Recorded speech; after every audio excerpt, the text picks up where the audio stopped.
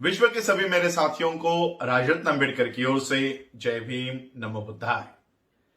The Buddha is धम्मा के 75वें भाग में एपिसोड 75 में आप सभी लोगों का स्वागत है। हम लोग द बुद्ध इज धम्मा के बुक 4 का अध्ययन कर रहे हैं। बुक 4 का टाइटल है रिलीजन एंड धम्म, यानी धर्म और धम्म। इस बुक 4 को 4 पार्ट्स में बांटा गया है।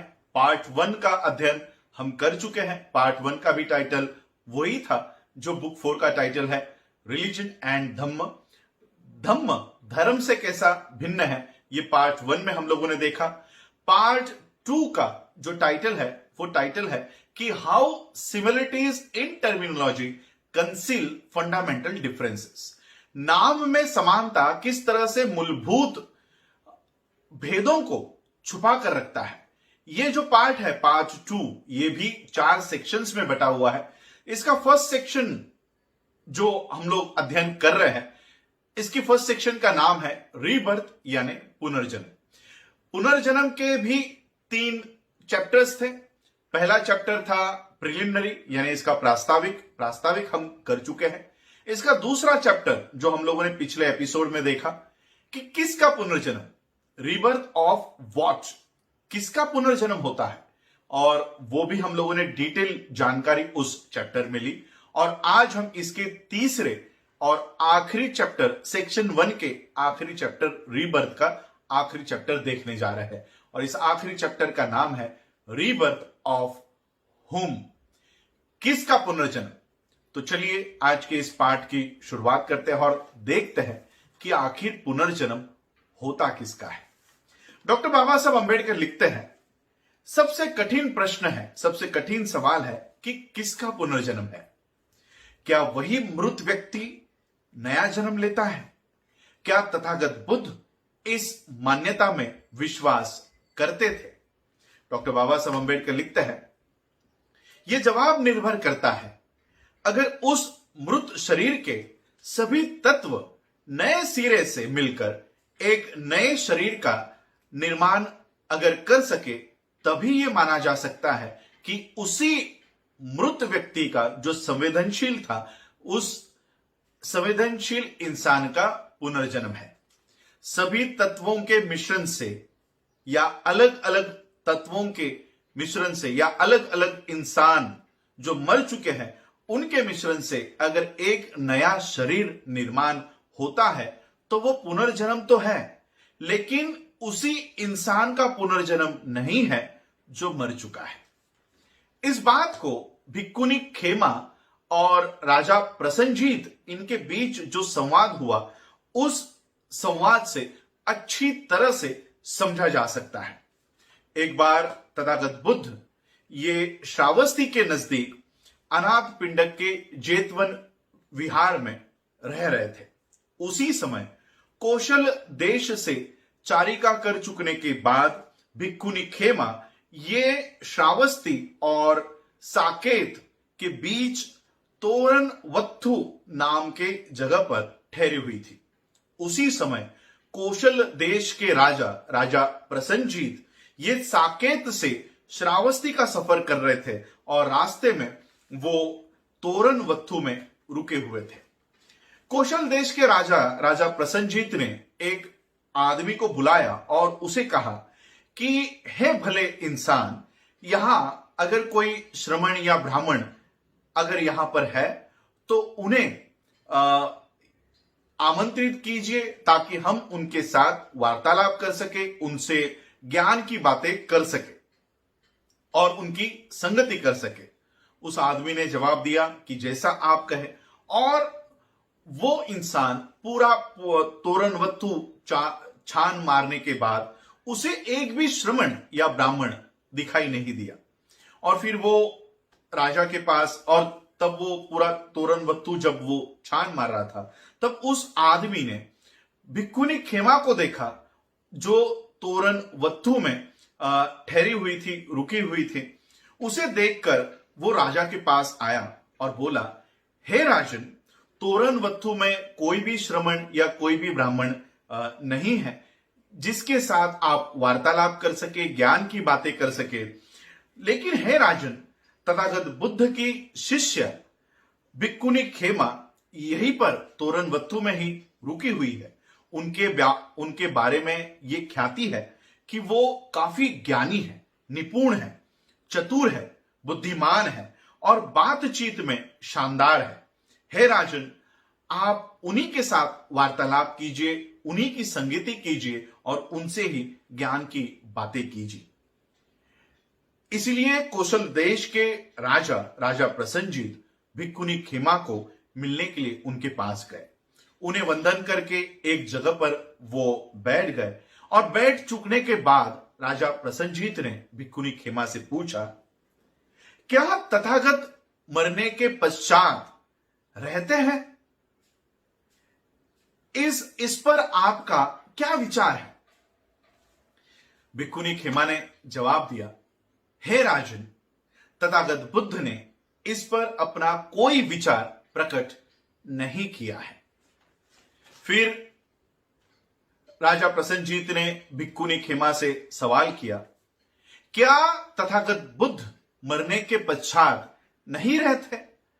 भिक्खुनी खेमा ने वही जवाब दिया कि हे राजन, तथागत बुद्ध ने इस बात पर अपने विचार प्रकट नहीं किए हैं।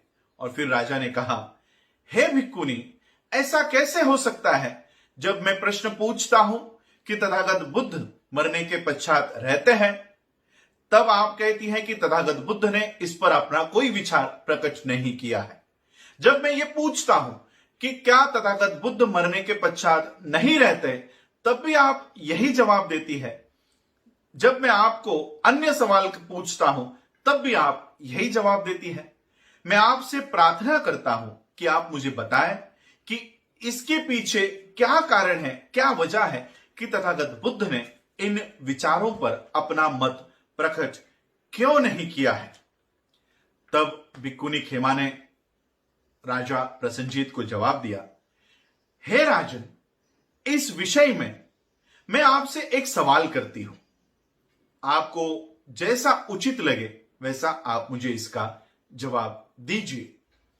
हे राजन, क्या आपके पास ऐसा कोई यंत्र है, कोई गणक है, गणक यानी कैलकुलेटर, कोई गणक है, कोई किताब है, रेडी रेकनर किताब है, जो गंगा में कितने रेती के कण है, रेत के कण है, बालू है, मिट्टी है, उसे गिन सके कि इसमें इतने 100, इतने 1000 मिट्टी के कण हैं?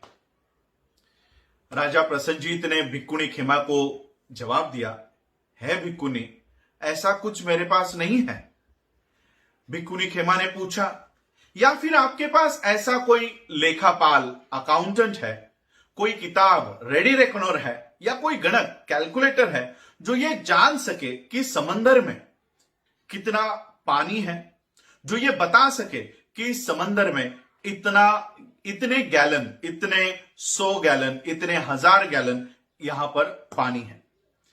राजा प्रसन्नजीत ने कहा, नहीं है भिक्खुनी, मेरे पास ऐसा कोई यंत्र, कोई लेखापाल, कोई कैलकुलेटर, कोई गणक नहीं है जो ये सब बता सके।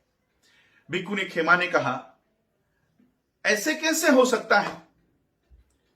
भिक्खुनी खेमा के इस सवाल पर राजा प्रसन्नजीत ने कहा, है भिक्खुनी, समंदर गहरा है, असीम है, विशाल है, अथांग है, इसे नापा नहीं जा सकता, इसे नापा जा ही नहीं जा सकता।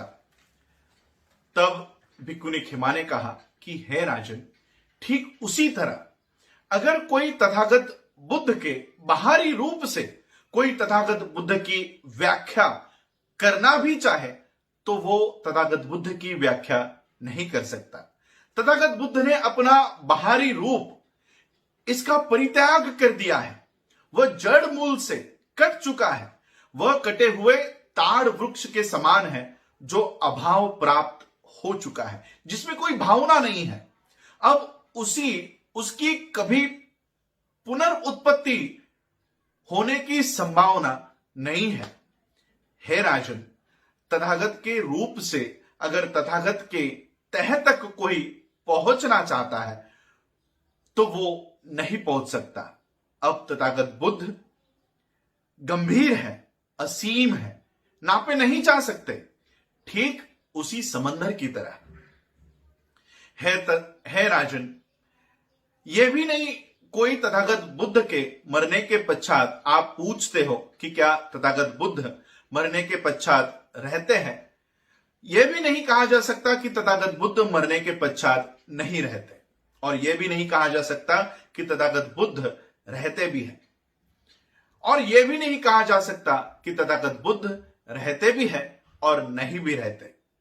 अगर कोई तथागत बुद्ध के भावनाओं से अगर तथागत बुद्ध की व्याख्या करना चाहे तो तथागत बुद्ध की भावनाएं भी जड़ मूल से कट चुकी है।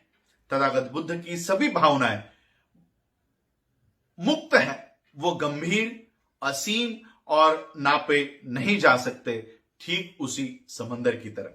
अगर कोई तथागत बुद्ध को अनुभूति से व्याख्या करना चाहे तो तथागत बुद्ध गतिविधियों से, चेतना से, जड़ मूल से कट चुके हैं। तथागत बुद्ध सभी चेतनाओं से मुक्त है, वो गंभीर है, असीम है और नापे नहीं जा सकते। भिक्खुनी खेमा की इन शब्दों को सुनकर राजा प्रसन्नजीत प्रसन्न हुए, आनंदित हुए। अपने स्थान से उठकर वो भिक्खुनी खेमा को उन्होंने अभिवादन किया, वंदन किया और वहां से चले गए। एक अवसर पर राजा प्रसन्नजीत ये तथागत बुद्ध से मिले। तथागत बुद्ध को अभिवादन करने के बाद, एक और बैठ चूकने के बाद उन्होंने तथागत बुद्ध से पूछा, हे तथागत, क्या तथागत मरने के पश्चात बने रहते हैं? क्या वो रहते हैं? तथागत बुद्ध ने जवाब दिया, हे राजन, इस पर मैंने अपने कोई भी विचार प्रकट नहीं किए हैं। फिर राजा प्रसन्नजीत ने सवाल किया कि हे तथागत, क्या तथागत मरने के पश्चात नहीं रहते? तथागत बुद्ध ने फिर से जवाब दिया कि हे राजन, मैंने इस विषय पर अपना कोई विचार प्रकट नहीं किया है। राजा ने फिर पूछा, हे तथागत, ऐसा कैसे हो सकता है कि जब मैं आपसे पूछता हूं कि तथागत मरने के पश्चात रहते हैं, तब आप कहते हैं कि मैंने इस पर कभी कोई विचार प्रकट नहीं किया है। जब मैं आपसे पूछता हूं क्या तथागत मरने के पश्चात नहीं रहते, तब भी आप यही जवाब देते हैं कि इस पर मैंने अपने कोई विचार प्रकट नहीं किए। ऐसा कैसे हो सकता है? जब मैं आपसे पूछता हूं तब इसके पीछे क्या कारण है, क्या वजह है? इस पर तथागत बुद्ध ने पूछा। तथागत बुद्ध ने वही जवाब दिया जो भिक्खुनी खेमा ने राजा प्रसन्नजीत को जवाब दिया था। वो जवाब सुनकर, वो मैं यहां पर रिपीट नहीं कर रहा हूं, बुक में वो डिटेल रिपीट है। ये जवाब सुनकर राजा प्रसन्नजीत इन्होंने तथागत बुद्ध से कहा कि आपका जो उत्तर है, आपका जो जवाब है, वो भिक्खुनी खेमा से एक सरीका है। ये अद्भुत है। हे तथागत, ये आश्चर्य की बात है कि गुरु और शिष्य, इन दोनों के शब्दों में, इन दोनों के वाक्यों में थोड़ा भी अंतर नहीं है। अर्थ की दृष्टि से, व्याख्या की दृष्टि से कुछ भी अंतर इन दोनों जवाबों में नहीं है। कुछ दिनों पहले मैं भिक्खुनी खेमा से मिला। मैंने उनसे इसी बात का मतलब पूछा। उन्होंने मुझे इन्हीं शब्दों में उत्तर दिया, जवाब दिया। और फिर तथागत बुद्ध को नमन करके उन्होंने तथागत बुद्ध से आज्ञा मांगी कि अब वो आगे जा सके।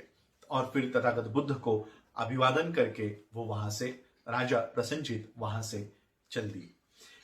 ये चैप्टर हम लोगों को ये बताता है कि क्या उसी व्यक्ति का पुनर्जन्म होता है जो मर चुका है, और इसके ऊपर तथागत बुद्ध का यही जवाब है कि इसके ऊपर तथागत बुद्ध ने अपने कभी कोई विचार प्रकट नहीं किए हैं। और ये नहीं कहा जा सकता कि उसी मरे हुए इंसान का कभी पुनर्जन्म होता है। और जो डॉक्टर बाबा साहब अम्बेडकर जी ने शुरुआत की पंक्तियों में लिखा है कि जब तक उसी मरे हुए व्यक्ति के चार तत्व अगर एक साथ नहीं मिलते, तब तक उसी आदमी का पुनर्जन्म हुआ है, ऐसा नहीं माना जा सकता। आज आप लोगों ने मुझे सुना, उसके लिए आप सभी लोगों का आभार, धन्यवाद। जय भीम, जय भारत, जय बुद्ध।